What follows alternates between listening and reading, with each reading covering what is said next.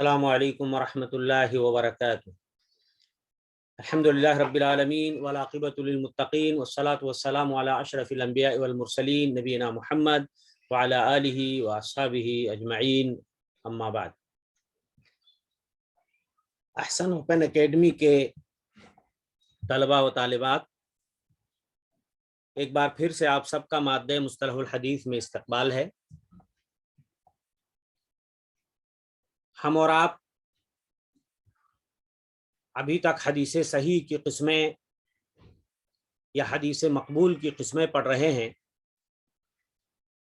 حدیث صحیح، اس کی تعریف، اس کی قسمیں، اس کا حکم، اسی طریقے سے حدیث حسن کی قسمیں وغیرہ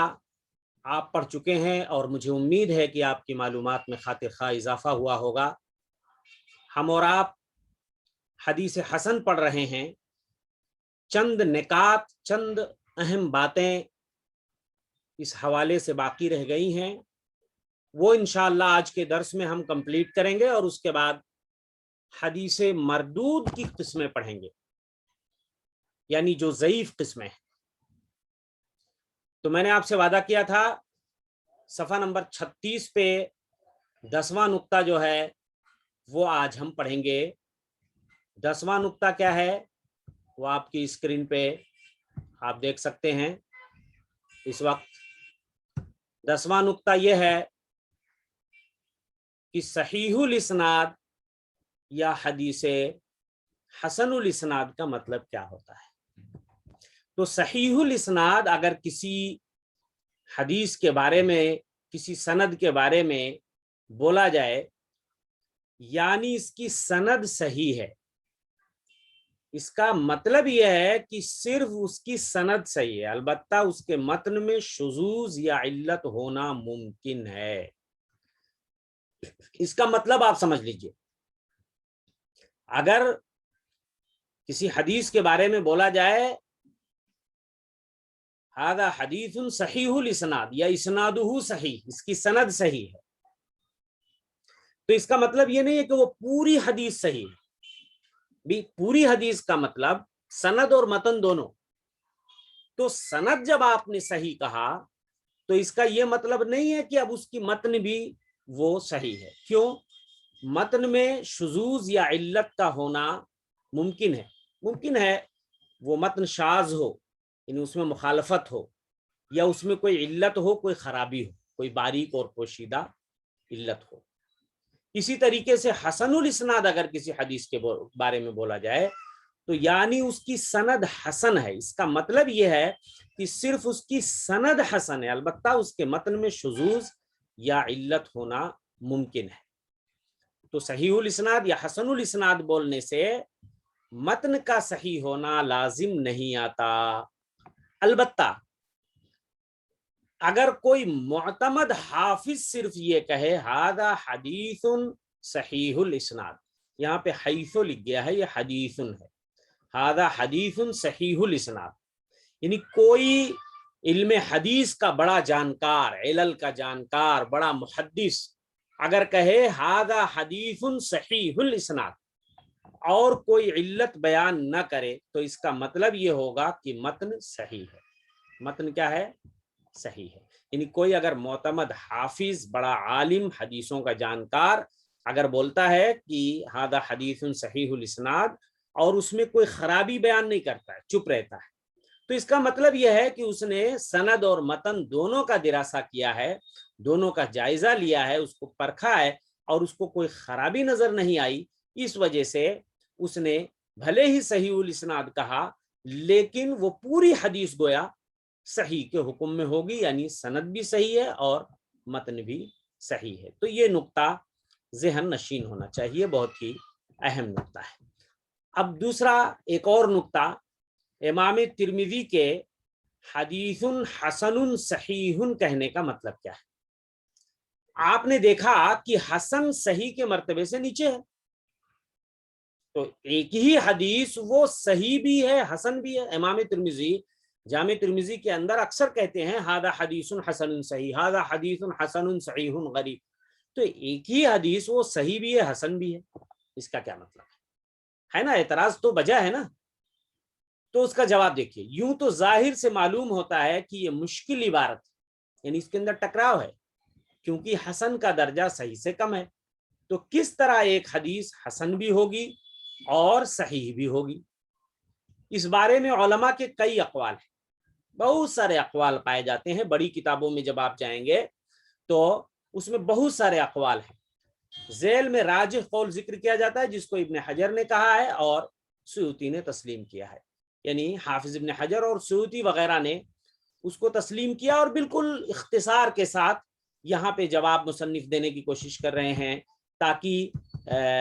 ہمارے طلبہ و طالبات کا ذہن منتشر نہ ہو اور ڈھیر سارے اقوال کے بیچ میں کہیں ایسا نہ ہو کہ وہ نتیجے تک نہ پہنچ پائیں. تو اس لیے یہاں پہ جو راجح قول ہے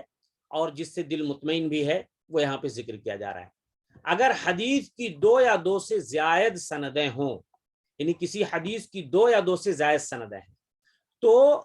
یہاں معاملہ زیادہ آسان ہے. کسی حدیث کے بارے میں امام ترمذی کا کہنا ھذا حدیث حسن صحیح, یہ حدیث حسن ہے اور صحیح ہے, تو 2 یا 2 سے زائد سندیں ہیں تو معاملہ زیادہ آسان ہے. کیوں؟ ایک سند کے اعتبار سے حدیث حسن ہوگی اور دوسری سند کے اعتبار سے صحیح ہوگی. لیکن پھر گاڑی آپ کی پھنس جائے گی. اگر کسی حدیث کی ایک ہی سند ہے تو پھر کیسے وہ حسن بھی ہوگی اور صحیح بھی ہوگی؟ تو اس کا جواب یہ ہے, اور اگر اس کی صرف ایک ہی سند ہے تو حسن کچھ علماء کے نزدیک ہے اور کچھ علماء کے نزدیک صحیح ہے. یعنی ایک ہی سند ہے دنیا میں اس کی, اور پھر بھی اس کے بارے میں کہا جا رہا ہے کہ یہ حدیث حسن ہے, صحیح ہے. تو اس کا مطلب یہ ہوگا کہ بعض علماء کے نزدیک وہ حدیث حسن ہے اور بعض کے نزدیک وہ صحیح ہے. یعنی کچھ علماء کے نزدیک اس کی سند حسن کے درجہ تک پہنچتی ہے, مان لیجئے اس کے اندر کوئی راوی جو ہے وہ خفیف الضبط ہے, اور بعض کے نزدیک وہی سند جو ہے وہ صحیح کے درجہ کو پہنچتی ہے, اس لیے کہ اس کا راوی اس کے ہاں تام الضبط ماں ہے مثال کے طور پہ. تو یہ اختلاف ہو جاتا ہے. تو یہ اختلاف کی بنیاد پہ ہوتا ہے, یعنی بعض کے نزدیک حسن, بعض کے نزدیک صحیح. گویا کہ اس میں اس کا اشارہ ہے, یعنی اس بات کا اشارہ ہے کہ اس حدیث کے حکم میں اختلاف ہے. بہت ساری حدیثوں کے حکم میں اختلاف پڑ جاتا ہے, بلکہ یہاں تک اختلاف ہو جاتا ہے ایک عالم صحیح کہتا ہے, ایک عالم اس کو حسن کہتا ہے, اور بسا اوقات اس پر ضعیف کا بھی حکم کچھ لوگ لگا دیتے ہیں. یا یہ اشارہ ہے کہ کہنے والا دونوں میں ترجیح نہیں دے سکا, یعنی جو محدث ہے جس نے یہ حکم لگایا ہے وہ یہ ترجیح نہیں دے سکا کہ وہ حدیث حسن کے درجے کی ہے یا صحیح کے درجے کی ہے. اب دیکھیے مثال سے بات زیادہ واضح ہو جاتی ہے. یہاں پہ 2 سندوں والی پہلی مثال آ رہی ہے, یعنی وہ حدیث جس کی 2 سند ہے. اب 2 سند ہے, دیکھیے امام ترمذی ایک حدیث کو روایت کر رہے ہیں اور اس کے بارے میں کہہ رہے ہیں حدیث حسن صحیح. یہ دیکھیے اس کی 2 سندیں شانہ بشانہ. دیکھیے یہ سند جو ہے دیکھیے حسن ہے, اور اس کی دوسری سند یہاں دیکھیے یہ صحیح ہے. ایک ہی حدیث ہے, سیم حدیث, لیکن سندیں 2 ہیں, اور ایک طریق سے ایک سند سے وہ حسن ہے, دوسری سند سے وہ صحیح ہے. اب دیکھیے, اب امام ترمذی نے روایت یا امام احمد نے اس کو روایت کیا ہے عبید اللہ ابن موسیٰ سے, یہ جو ہے ثقہ راوی ہے. اس کے بعد انہوں نے روایت کیا عبد الاعلیٰ سے, عبد الاعلیٰ ابن مسہر, یہ ثقہ راوی ہے. اور اس کے بعد محمد بن اسحاق بن یسار, یہ صدوق ہیں, حالانکہ ان کے بارے میں اختلاف ہے, آگے بات آ رہی ہے دوسری مثال میں, لیکن زیادہ تر یہ صدوق راوی ہے, ان تھوڑا سا ثقہ سے نیچے ہیں, کمزور ہے. اور امام زہری, پتہ ہے آپ کو ابن شہاب زہری بڑے جلیل القدر ہیں, ثقہ ہیں اور حضرت انس صحابی. تو یہ سند ہو گئی آپ کی حسن, چونکہ یہاں پہ ایک راوی صدوق ہے. دوسری حدیث صحیح ہے جس کو امام ترمذی روایت کرتے ہیں قتیبہ سے. قتیبہ یہ ثقہ ہیں, اور اس کے بعد سفیان ابن عوینہ بڑے امام ہیں, وہ بھی ثقہ ہیں, پھر زہری وہ بھی ثقہ ہے, اور حضرت انس تو صحابی ہے. تو اس میں سارے راوی ثقہ ہیں, اور جو دوسری شرطیں بھی ہیں وہ پائی جا رہی ہیں صحیح کی. یہ حدیث صحیح ہے, اور یہاں پہ یہ حدیث حسن ہے, اس لیے کہ اس میں ایک راوی صدوق ہے. تو یہ گویا کل ملا کر ایک ہی حدیث ہے لیکن وہ حسن صحیح ہے، یعنی ایک سند سے وہ حسن ہے، دوسری سند سے صحیح ہے۔ اب دوسری مثال دیکھیے، یعنی ایک ہی سند ہے اور ایک ہی سند کے بارے میں یہ کہا جا رہا ہے کہ جو ہے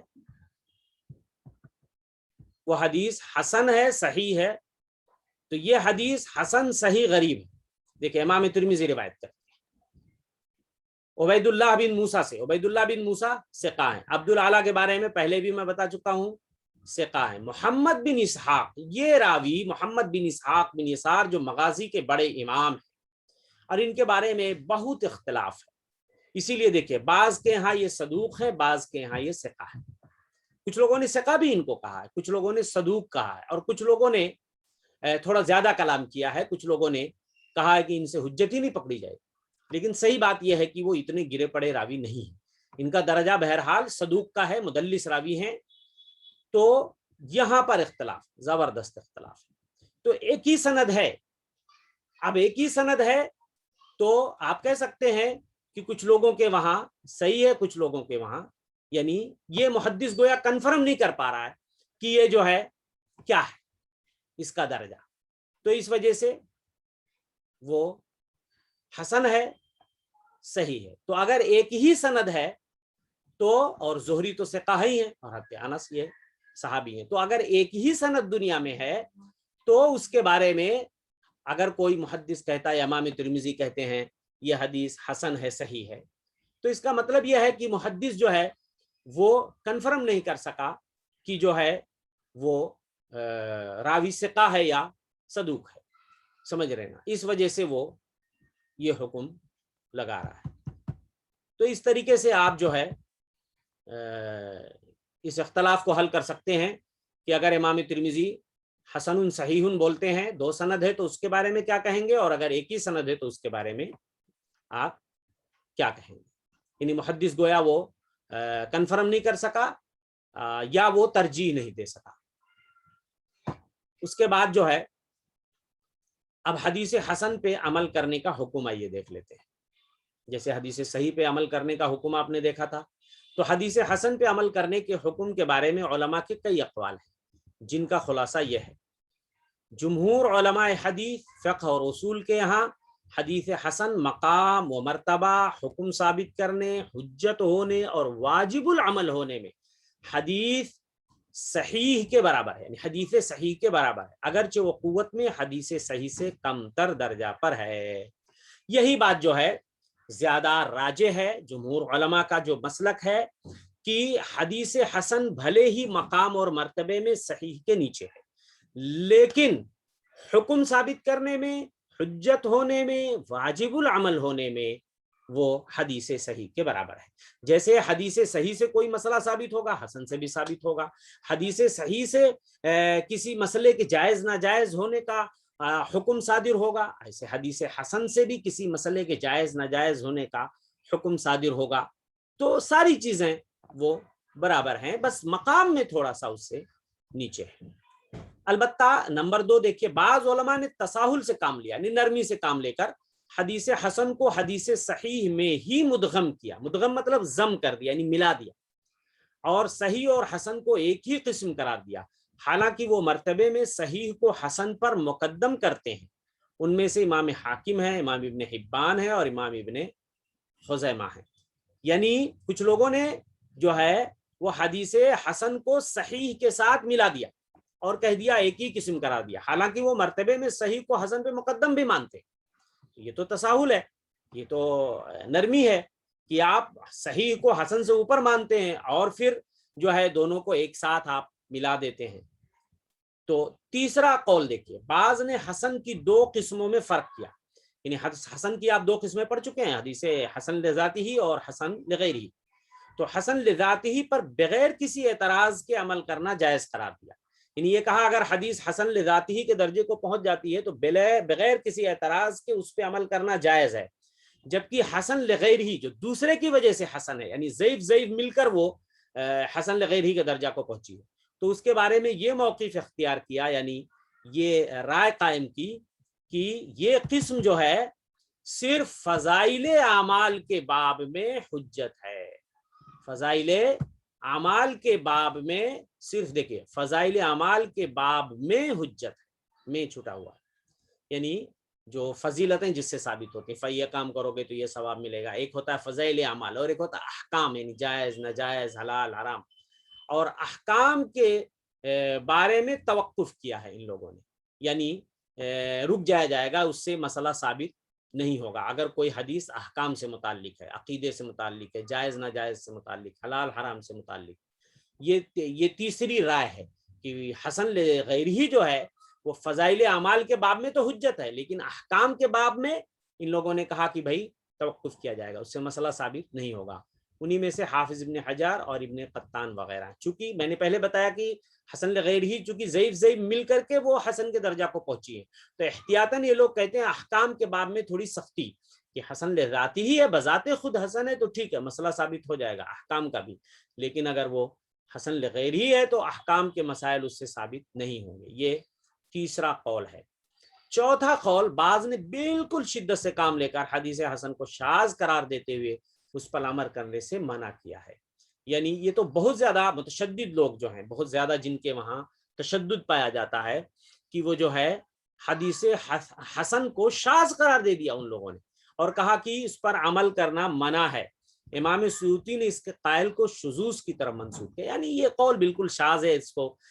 لائق اعتبار نہیں سمجھا جائے گا کہ جب ایک حدیث کو ہم حسن مانتے ہیں اور پھر اس کو شاذ قرار دے دیں، یہ تو ناانصافی کی بات ہے۔ تو راجح مسئلہ وہی ہے جو پہلا قول بتایا گیا جمہور کا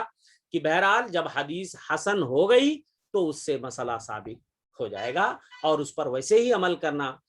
ہوگا جس طریقے سے حدیث صحیح پر عمل کیا جاتا ہے۔ اس کے بعد آئیے دیکھتے ہیں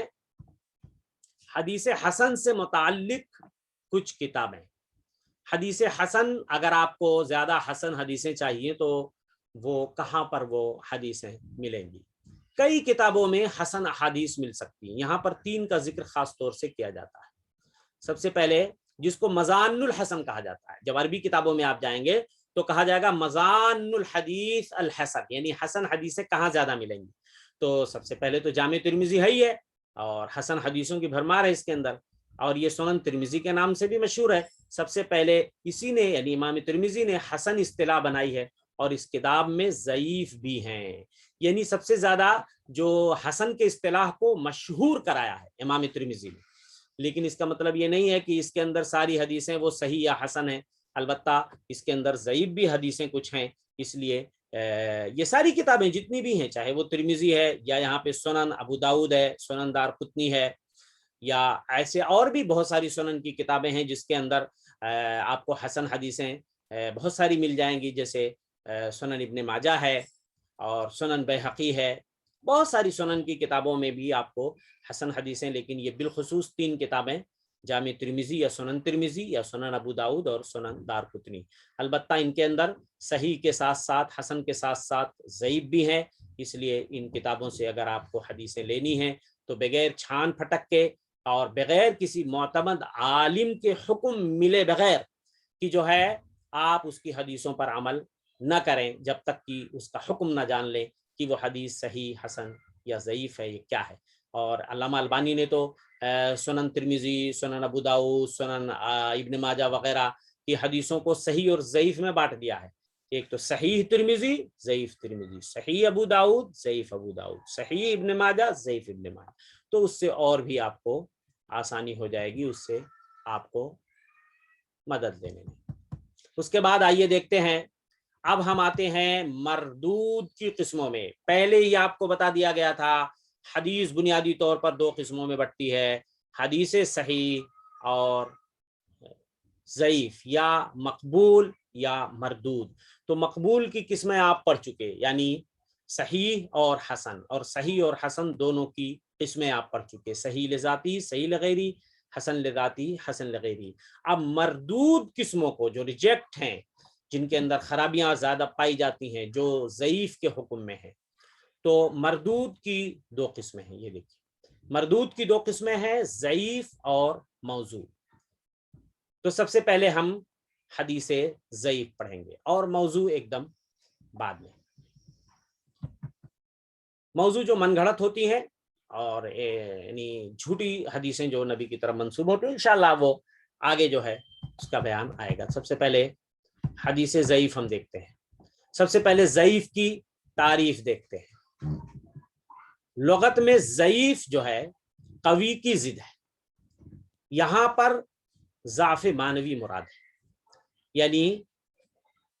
ضعیف جو ہے وہ قوی کی ضد ہے، قوی جو طاقتور ہوتا ہے اور ضعیف جو کمزور ہوتا ہے، لیکن یہاں پہ کوئی جسمانی کمزوری مراد نہیں ہے، یہاں پہ معنوی ضعف مراد ہے، یعنی کمزوری مراد ہے۔ اصطلاح میں یا اس کو سقیم بھی بولا جاتا ہے، یعنی حدیث ضعیف، یا کہیں آپ پڑھیں گے یہ حدیث سقیم ہے تو وہ بھی ضعیف ہی کے معنی میں، جو صحیح کی ضد ہے، یعنی تو ضعیف یا سقیم جو ہے وہ صحیح کی ضد ہے، یا ضعیف بولا جائے تو قوی کی ضد ہے، اور سقیم بولا جائے تو وہ صحیح کی ضد ہے۔ سمجھ رہے ہیں نا؟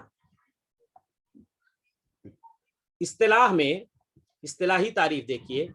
ہوا کل حدیث لم تجتمع فیہ صفات القبول، وہ حدیث جس کے اندر قبولیت کی صفتیں جمع نہ ہوں، یعنی یہاں پر دیکھیے ترجمہ، ہر وہ حدیث جس میں قبولیت کی صفات موجود نہ ہوں۔ اب قبولیت کی جو صفتیں آپ پڑھ چکے ہیں، حدیث صحیح کی جو 5 شرطیں یا صفتیں، ان میں سے کوئی شرط نہ پائی جائے یا ایک سے زائد شرطیں نہ پائی جائیں تو گویا کہ وہ حدیث کیا ہو جاتی ہے؟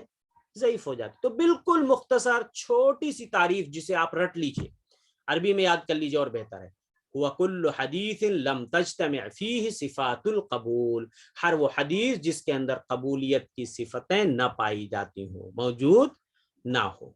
اور یہ بھی کہا گیا ہے، دوسری تعریف، هو ما لم يجمع صفت الصحیح والحسن بفقد شرط من شروطه، یعنی جس میں صحیح اور حسن کی صفات پوری نہ ہو۔ تو بات ایک ہی ہے، قبولیت کی وہی صفتیں ہیں اور صحیح اور حسن ہونے کی بھی تقریباً وہی صفتیں ہیں۔ تو جو صحیح اور حسن کی صفات میں سے کسی صفت کو جمع نہ کرے، یعنی جس میں صحیح اور حسن کی صفات پوری نہ ہو، یعنی صحیح اور حسن کی صفات میں سے یا اس کی شرطوں میں سے کوئی شرط جس کے اندر مفقود ہو یعنی نہ پائی جا رہی، بے فقد، فقد کہتے ہیں مفقود ہونا۔ اچھا، اسی لیے یہاں پہ صحیح کو بریکٹ میں کر دیا گیا، اس لیے کہ کچھ لوگوں نے اس کو اور شارٹ کر دیا ہے، ہوا ما لم یجمع صفت الحسن، اتنا ہی کہا ہے، جو حسن کی صفت جمع نہ کرے اس کی شرطوں میں سے کسی شرط کے نہ پائے جانے کے اوپر۔ اور ظاہر سی بات ہے جو حسن کی شرط نہ جمع کرے تو وہ صحیح کی شرطوں کو بدرجہ اولا جمع نہیں کرے گی۔ تو اس لیے کچھ لوگوں نے صحیح کا لفظ ذکر ہی نہیں کیا ہے تاکہ تعریف جو ہے اور بھی جامع ہو جائے، مختصر ہو جائے۔ تو خلاصہ یہ نکلا، جس کے اندر قبولیت کی شرطیں نہ پائی جائیں یا قبولیت کی صفات نہ پائی جائے وہ حدیث ضعیف ہے، یا دوسرے لفظوں میں یا دوسری تعریف کہہ لیجئے، جس کے اندر صحیح اور حسن کی صفات موجود نہ ہوں وہ حدیث ضعیف ہے۔ اس کو رٹ لیجئے ایک دم سورہ فاتحہ کی طرح عزیز طلبہ، یہ بہت ہی اہم ہے۔ جیسے آپ نے حدیث صحیح اور حسن کی تعریف رٹ لیجئے، سمجھ رہے نا، اور ایسے ہی حدیث ضعیف کی تعریف ایک دم ایک سانس میں آپ سنا دیجئے اگر کوئی پوچھے تو، ہوا ما لم تجتمع فیہ صفات القبول، ایک ہی جملہ ہے اور بہت ہی آسان ہے۔ وجہ تسمیہ، ضعیف کو ضعیف کیوں کہا جاتا ہے؟ چونکہ یہ ایک کمزوری ہے اس لیے اس کو ضعیف کہا جاتا ہے بھئی، چونکہ اس کے اندر کمزوری پائی جاتی ہے اسی لیے اس کو حدیث ضعیف کہا گیا۔ ضعیف کی تعریف میں علماء کے کئی اقوال ہیں، جن میں سے ابن الصلاح، نووی، ابن حجر اور ابن کثیر وغیرہ کی تعریفات بہت مشہور ہیں۔ البتہ مصنف کہہ رہے ہیں کہ ہم نے جو تعریف بیان کی ہے وہ جامع معنی ہے، چونکہ یہ تعریف ابن حجر نے بیان کی ہے اور اکثر علماء نے اس پر اظہار اطمینان کیا ہے، یعنی بالکل جامع تعریف ہے اور الحمدللہ بیشتر علماء نے اس کو پسند کیا ہے، اس وجہ سے یہاں پر آپ کو یہ تعریف بتائی گئی ہے تاکہ آپ کا ذہن منتشر نہ ہو۔ بعض لوگ دیکھیے حدیث ضعیف کے بارے میں یہ شبہ پیدا کرتے ہیں کہ بھئی حدیث ضعیف ہے تو کیا ہوا، نبی ہی کی حدیث ہے نا، یا نعوذ باللہ ایک عالم کو میں نے یہ تقریر میں کہتے سنا کہ حدیث ضعیف کو ہم لوگ جو ہے حدیث ضعیف کو سہارا دے رہے ہیں، اور جو لوگ کہتے ہیں ہم صرف حدیث صحیح پہ عمل کرتے ہیں تو وہ کیا عمل کرتے ہیں؟ بھائی تندرست آدمی کی مدد کرنا کوئی کمال ہے؟ ارے بھائی آپ ضعیف یا کسی ناتواں کمزور کی مدد کر دیجئے تو یہ کمال ہے۔ اس طریقے سے امت کو بیوقوف بنایا جاتا ہے اور گمراہ کیا جاتا ہے، نعوذ باللہ من ذالک۔ تو اس سے ہوشیار رہنے کی ضرورت ہے، اس لیے کہ جب وہ حدیث ضعیف ہو گئی تو اس کی نسبت نبی کی طرف کی نہیں جائے گی، اور اس کو یہ کہہ کر کے کہ ہم ضعیف کو سہارا دے کر کے، یہ عقلی دلیلیں، منطقی عقلی دلیلیں لا کر کے لوگ اس طریقے سے مذاق اڑاتے ہیں، جنہیں اس فن کے بارے میں پتہ ہی نہیں ہے، وہ علم مصطلح الحدیث سے ناآشنا لوگ ہوتے ہیں جو ایسی باتیں کہتے ہیں۔ تو اب مثال دیکھ لیجئے، حدیث ضعیف کی مثال ترمذی کی یہ حدیث ہے، قال حدثنا محمد بن بشار حدثنا یحییٰ بن سعید وعبد الرحمن المہدی قال اخبرنا سفیان عن عاصم بن عبید اللہ عن عبید اللہ بن ابی رافع عن ابی قال رأيت رسول اللہ صلی اللہ علیہ وسلم اذن فی اذن الحسن ابن علی حین ولدته فاطمہ علیہ السلام۔ قال الترمذی هذا حدیث حسن صحیح۔ یہ فاطمہ بنت النبی ہیں، جب انہوں نے حضرت حسن بن علی کو جنم دیا تو حضرت اللہ کے رسول نے ان کے کان میں اذان دیا۔ یہ اذان والی روایت یہاں پہ دیکھیے، اس سے ہم کو ترجمے سے غرض نہیں ہے، آپ سند دیکھیے، وجہ شاہد کیا، محل استدلال کیا ہے۔ اس حدیث کی سند میں عاصم بن عبید اللہ، یہاں دیکھیے یہ سفیان کے بعد جو راوی ہے عاصم بن عبید اللہ، یہ ہے نا، اور بقول ابن حجر اس حدیث کا دار و مدار اسی پر ہے، یعنی اسی پر اس حدیث کا دار و مدار ہے۔ اور عاصم بن عبید اللہ کو ابن ترکمانی، امام بیہقی، امام احمد، اور اسی طریقے سے احمد بن معین اور یعقوب بن شیبہ، ابن خراش، بزار اور امام حیثمی وغیرہ نے ضعیف قرار دیا ہے۔ ابن نمیر، ابو زرعہ، ابو حاتم رازیان، یعنی ابو زرعہ رازی، ابو حاتم رازی، دونوں رازی ہیں، اور امام ابن خزیمہ نے اسے سیء الحفظ، یعنی اس کا حافظہ بہت خراب تھا، کثیر الوہم، بہت زیادہ وہم ہو جایا کرتا تھا اس کو، فاحش الغلط، یعنی بہت زیادہ کثرت سے غلطی کرتا تھا، اور دارقطنی نے متروک قرار دیا ہے۔ تو سمجھ گئے آپ یہ حدیث ضعیف کیوں ہے؟ اس کے اندر عاصم ناوی جو راوی ہے اس کا حافظہ بہت خراب تھا، اور وہ بہت زیادہ وہم کا شکار ہو گیا تھا، بہت زیادہ غلطیاں کرتا تھا۔ البتہ اس کے بارے میں امام اجلی نے کہا لا باسا بھی کہا، ترمذی نے اس کی حدیث کو حسن صحیح کہا، اور ابو داؤد نے اس کی حدیث پر سکوت اختیار کیا، جو ان تینوں کا تساہل۔ کہہ رہے ہیں کچھ لوگوں نے اس کو لاباسا بھی کہا، یعنی کوئی حرج نہیں، لاباسا بھی یعنی اس راوی میں کوئی حرج نہیں، کوئی بہت خرابی نہیں، اور امام ترمذی نے اس کی حدیث کو حسن صحیح، اور ابو داؤد نے خاموشی اختیار کی۔ تو یہ ان دونوں کا تساہل ہے، یعنی بہرحال یہ حکم صحیح نہیں ہے اس کے بارے میں، اس لیے کہ بہرحال یہ راوی ضعیف تھا، ورنہ جو راوی علماء جرح و تعدیل کے یہاں ان اوصاف کا حامل ہو، مصنف یہ کہہ رہے ہیں علماء جرح و تعدیل، جو بڑے بڑے جرح و تعدیل کو علماء جس کے بارے میں کثیر الوہم کہہ رہے ہیں، سیء الحفظ کہہ رہے ہیں، فاحش الغلط کہہ رہے ہیں، تو اس کی روایت کیسے صحیح یا حسن ہو سکتی ہے؟ علامہ البانی نے کہا عاصم کے ضعیف ہونے پر علماء نے اتفاق کیا ہے، لہذا علم مصطلح الحدیث کے قواعد کے مطابق ایسے راوی کی روایت ضعیف جداً ہے۔ تو یہ ضعیف کی مثال کہہ لیجئے یا ضعیف جداً، یہ روایت بہرحال یہ حسن وغیرہ کے درجہ کو نہیں پہنچ سکتی،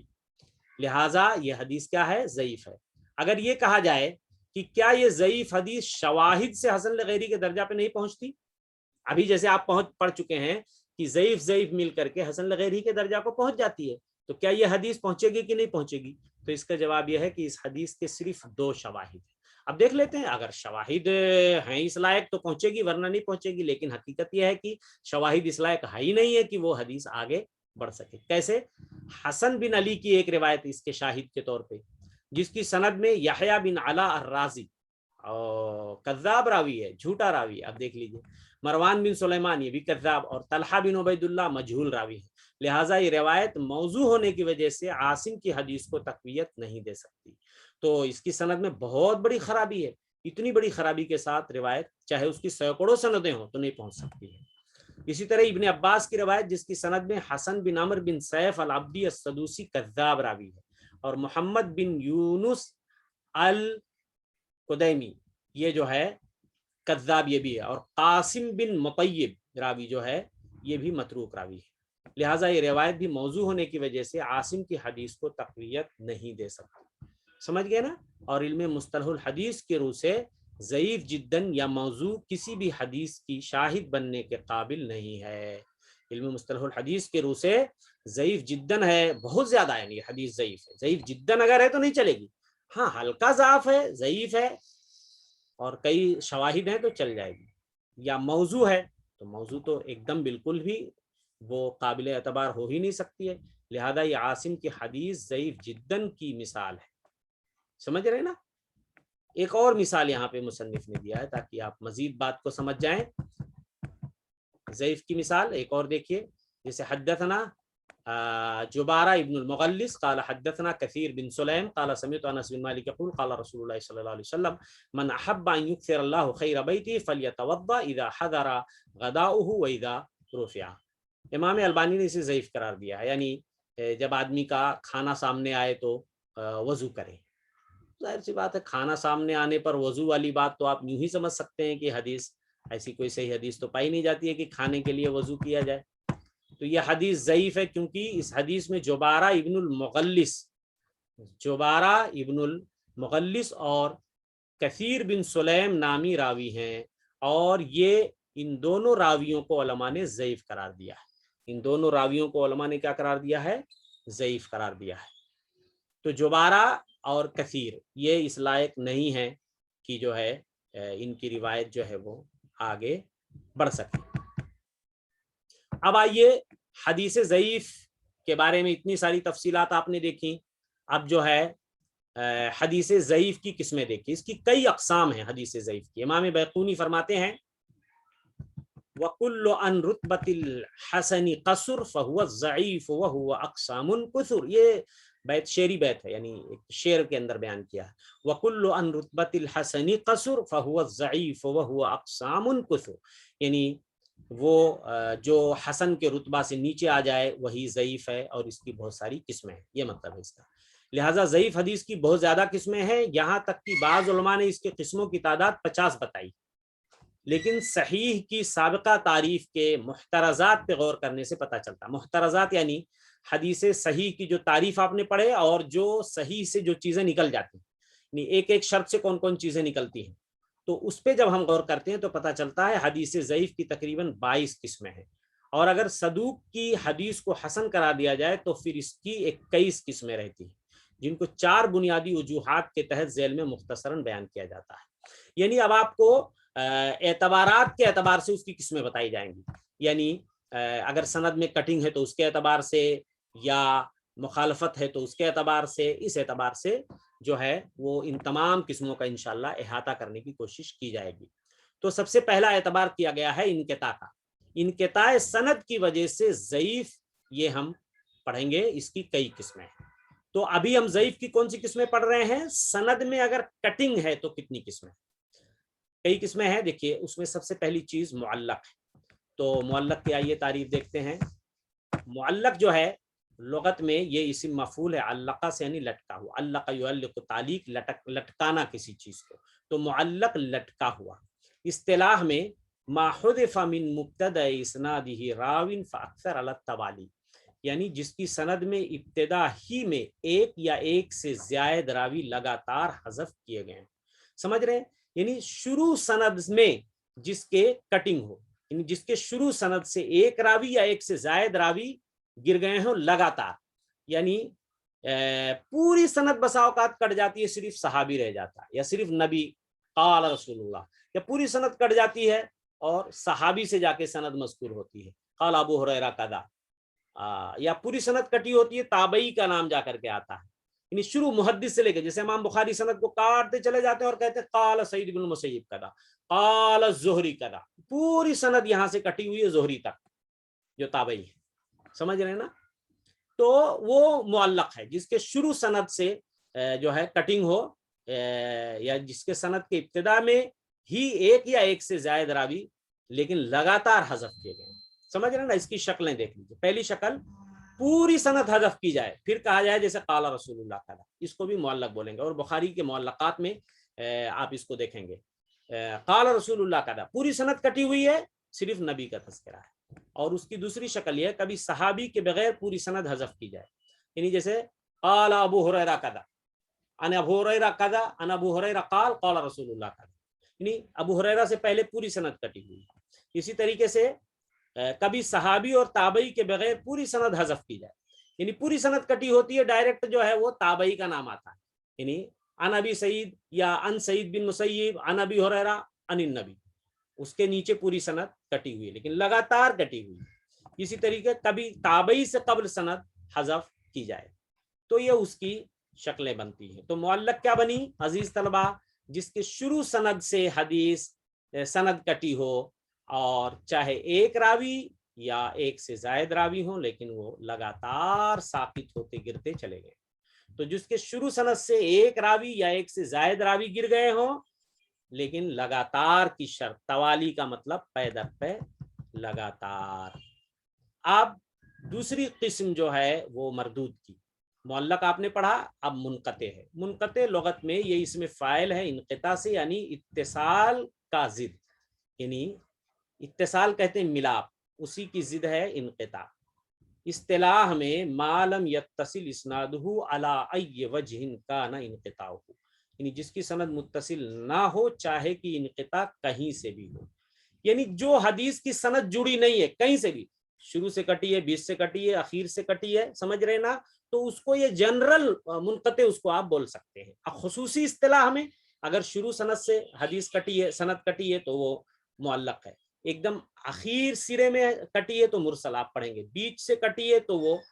جو ہے وہ موزل، ابھی بات آگے آ رہی ہے، لیکن جنرلی طور پہ آپ پورے میں کہیں سے بھی کٹ جائے سند کو تو آپ جو ہے اس کو منقطع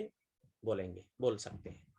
منقطع کا حکم کیا ہے؟ یہ علماء کے نزدیک بے اتفاق رائے ضعیف ہے، کیونکہ اس میں محذوف راوی نا معلوم ہے، یعنی اس کے اندر جو راوی ہے نا، وہ جو راوی گرا ہے اس کی پوزیشن نہیں معلوم، سمجھ رہے نا۔ تو یہ ایسے معلق میں بھی جو ضعیف کی قسم ہے، اس لیے کہ جو راوی گرے ہیں ہمیں ان کے بارے میں نہیں معلوم، تو ایسے منقطع کا بھی حکم ہے کہ ہمیں معلوم نہیں ہوتا کون سا راوی ساقط ہے۔ تو عزیز طلبہ و طالبات یہی منقطع پہ رکتے ہیں، موزل سے انشاءاللہ بات آگے بڑھائیں گے۔ تو میرے احسن اوپن اکیڈمی کے طلبہ و طالبات، مجھے امید ہے آج آپ خاطر خواہ محظوظ ہوئے ہوں گے، مستفید ہوئے ہوں گے، آپ کی معلومات میں اضافہ ہوا ہوگا اور آپ کی دلچسپی بھی بڑی ہوگی۔ انشاءاللہ اگلے درس میں پھر ملاقات ہوگی، تب تک کے لیے اللہ سے دعا ہے کہ ہم سب کو اپنے حفظ و امان میں رکھے۔ السلام علیکم ورحمۃ اللہ وبرکاتہ۔